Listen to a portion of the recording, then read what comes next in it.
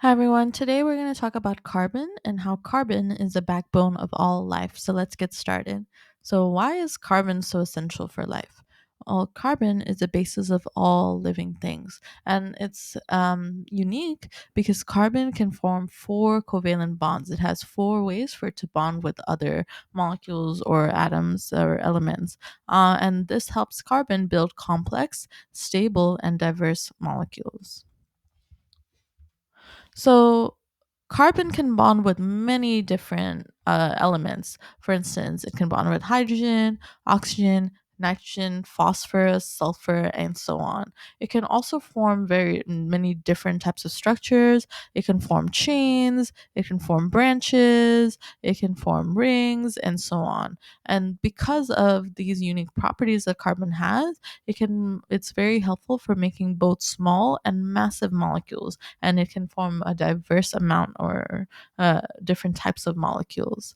So, what are hydrocarbons? Hydrocarbons are very simple. They are molecules made up of only carbon and hydrogen, and this is essential for life. These hydrocarbons store lots of energy in the bonds between the carbons and the hydrogens as well, and they're found in places like fats or even fossil fuels. And this energy drives our life, our bodies, and even just life all over the earth, energy in general. So, what are isomers?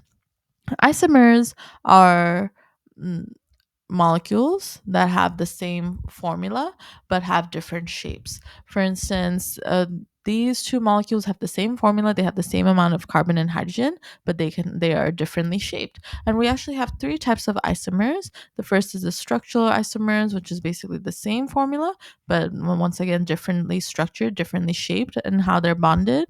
We can also have geometric isomers, in which the we once again have the same chemical formula, but the way in which the atoms are arranged are a bit different. For instance, over here you'll see both the X's are on the top attached to the carbons, but here the X's are kind of in a diagonal fashion. Now, finally, we have enantiomers, which are mirror images of the same chemical formula.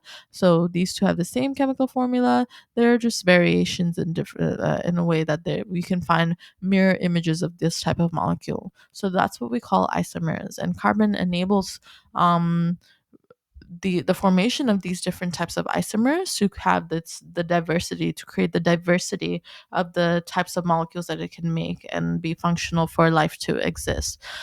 Speaking of functional, let's talk about functional groups. So carbon is just the basis, the backbone, as we've said, right?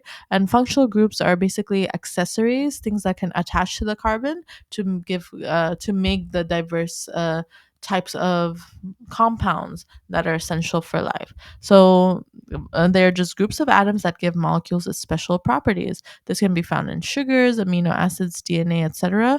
For instance, a carbon can attach to an oxygen and a hydrogen or an OH and form carbohydrates. We call this a hydroxyl group. A carbon can attach to an oxygen with a double bond and it can form lipids, which are fats. This is called a carboxyl group. This, if it attached to carbons, it can make proteins. If this chemical, nitrogen and two hydrogens attached to carbon, it can also make proteins. Phosphates, phosphorus with oxygen attached to carbons can make DNA and ATP, which is the energy that we use for our bodies. So you see how carbon is literally the backbone of life. This is the basic building block, and things attached to it to form these different structures that are essential for us to live. So, in summary, carbon can make four strong bonds, which makes it so helpful to form all these different types of structures. It can form long chains, it can form rings, it can form complex structures, which makes it very helpful to make very simple structures and very complex structures within our bodies, as well as life in general. It can help build molecules that make up life, and those functional groups that we talked about that attach to carbon can add variety, diversity, and different types of functions to make carbon essential for life's processes. So, what's next? In the next video, we're going to talk about biological macromolecules.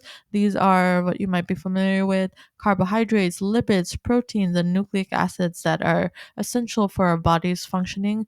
We're going to talk about monomers and polymers, and we're going to talk about what each macromolecule does in our body. And that's it. Thank you.